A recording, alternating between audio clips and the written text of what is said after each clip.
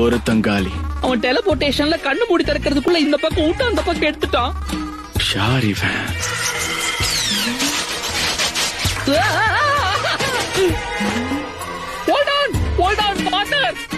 பழசுல மனசுல வச்சுட்டு அமைக்கிறாதீங்க. இருங்க, பின்னாடி பின்னாடி பாருங்க. வந்துட்டான்.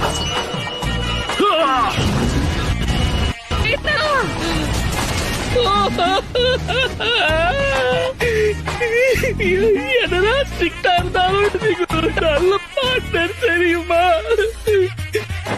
டோபி ரொம்ப நடிக்காத, நல்லாவே இல்ல. நீ இப்பவும் சாவலியா? ஆய மூடு. நான் நினைச்ச அளவுக்கு அவகிட்ட திறமை இல்ல. தெரியும்.